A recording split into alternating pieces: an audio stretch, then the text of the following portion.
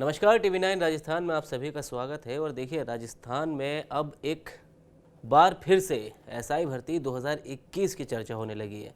और चर्चा क्यों होने लगी है वो आपको इस वीडियो में बताएंगे। देखिए, अंत उपचुनाव से पहले आपको एसआई भर्ती की चर्चाएं सुनाई दी होंगी। अब एक बार नतीजे घोषित हो गए, कांग्रेस जीत गई है, फिर से एसआई भर्ती बीच में आ गई है। दरअसल हनुमान बेनीवाल ने एक पोस्ट किया है और जिसमें उन्होंने सरकार की एक तरह से कहे कि उस पर काफ़ी तंज कसे। और तंज इसलिए कसे क्योंकि एसआई भर्ती 2021 को हाईकोर्ट की सिंगल बेंच में रद्द कर दिया गया था। लेकिन फिर अंत उपचुनाव बीच में आया तो सियासी गलियारों में एसआई भर्ती की और पेपर लीक की चर्चाएं कम हो गई। लेकिन अब एक बार फिर से हनुमान बेनीवाल ने वही सवाल उठाए, क्योंकि सरकार ने एक बार फिर से अपील दायर कर दी है।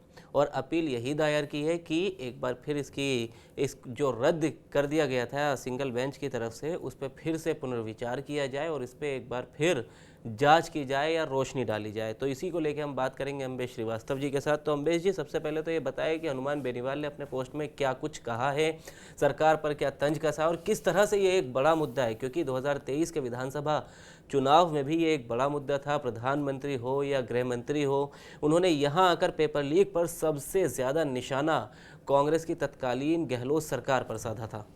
नहीं, बीजेपी के साथ साथ, और जी। क्योंकि आपने प्रधानमंत्री और गृह मंत्री का नाम लिया, तो मैं जी। कहूँगा उससे भी कहीं ज़्यादा खुद गहलोत सरकार में उप मुख्यमंत्री रहे, प्रदेश अध्यक्ष रहे सचिन पायलट ने भी पेपर लीक के मामले को लेकर खूब जोर शोर से आवाज़ उठाई थी। उन्होंने तो यहाँ तक कहा था जब उनकी सरकार थी राजस्थान में कि भाई कौन सी जादूगरी से तिजोरी से पेपर बाहर आ रहे हैं। ठीक है, तो अब आप समझ सकते हैं कि राजस्थान में पेपर लीक का मुद्दा कितना और क्यों गरमाया हुआ रहा हर समय। अब देखिए हनुमान बेनीवाल ने क्या कुछ कहा, पहले वो बता देता हूँ। एसआई भर्ती 2021 को राजस्थान उच्च न्यायालय की सिंगल बेंच द्वारा रद्द करने के दिए गए फैसले के खिलाफ राजस्थान की बीजेपी सरकार द्वारा राजस्थान उच्च न्यायालय में अपील दायर करना सरकार की कथनी और करनी में अंतर को स्पष्ट करता है। भजन लाल जी के नेतृत्व वाली भाजपा सरकार ने यह अपील दायर करके यह भी जाहिर कर दिया कि किसी भी भर्ती में भ्रष्टाचार हुआ तो भाजपा उस भ्रष्टाचार का साथ देने के लिए भी मजबूती से खड़ी है। जिस दिन एसआई भर्ती को रद्द करने का फैसला आया उसके बाद स्वयं मुख्यमंत्री जी ने इस भर्ती को रद्द करने का श्रेय लिया और सार्वजनिक रूप से यह कहा था कि उनके साथ गठित जांच एजेंसी के परिणाम स्वरूप यह संभव हुआ है तथा सरकार अब इस फैसले के खिलाफ अपील नहीं करेगी। मगर अब खुद सरकार ने हाईकोर्ट में फैसले के खिलाफ अपील कर दी, जो दुर्भाग्यपूर्ण है।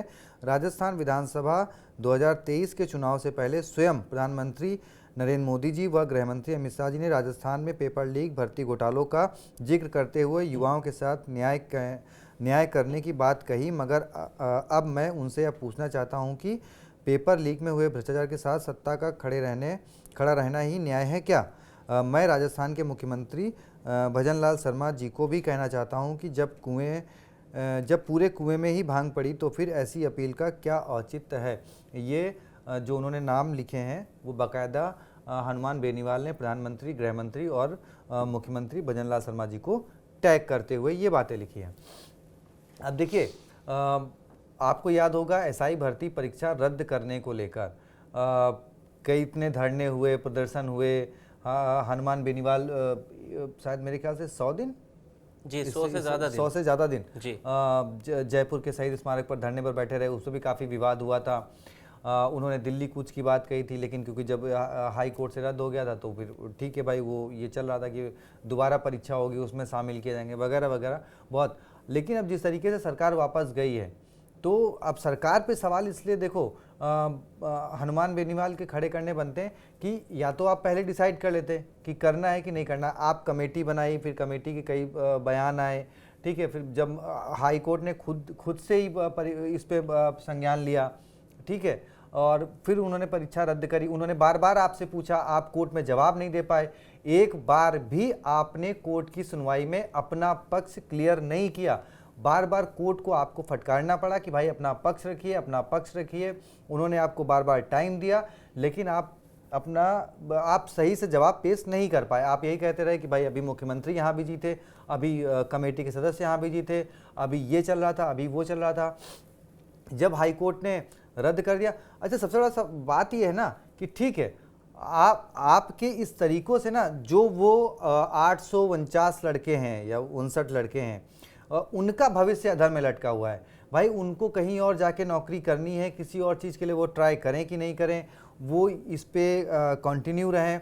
तो उन 850 परिवार, जबकि 850 लोगों का जो छात्र हैं उनके परिवार की स्थिति भी इस वक्त शायद गड़बड़ हो रही है लगातार इन सब चीज़ों से जी। तो ये 850 परिवारों का मामला है। आप उसको सिर्फ 850 की गिनती में ना देखें, बल्कि 850 परिवारों का मामला है कि आपने पिछले 2 सालों से, जब से आप सत्ता में आए तब से आपने उनको अधर में लटका रखा है।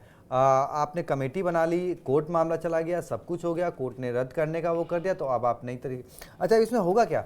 आपने सुनवाई करी है, आपने अपील डाली है, फिर उस पर सुनवाई होगी, फिर उस पर वो होगा, ये प्रोसेस लंबा चलता रहेगा। क्योंकि कोर्ट, देखिए हमारे यहाँ कहा भी जाता है कोर्ट के मामले लंबे चलते हैं। तो उस लंबे चलने के मतलब क्या, जब वो 40 साल के या 45 साल के हो जाएंगे तब वो लोग एसआई बन के भी क्या करेंगे?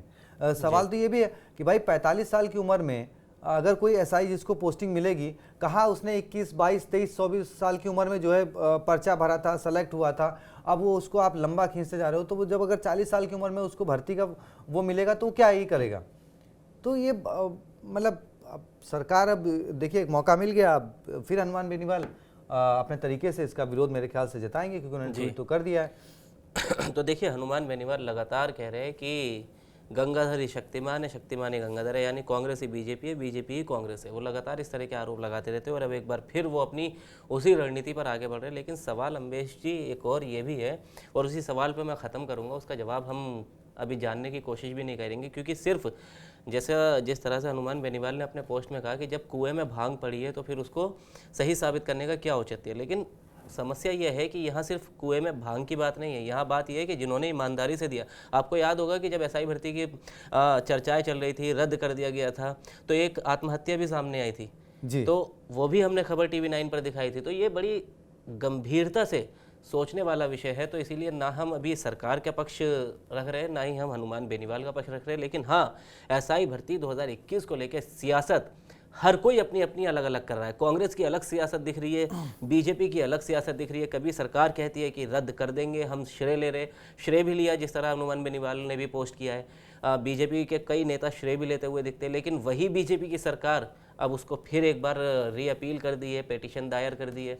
तो इसीलिए ये बड़ी गुत्थी उलझी हुई हो गई। और जो भी एसआई भर्ती पर अपडेट आएगी वो हम आपको TV 9 राजस्थान पर सबसे पहले बताएंगे। तो फिलहाल इस वीडियो में इतना ही। एक बार फिर आपके सामने हाजिर होंगे। शुक्रिया।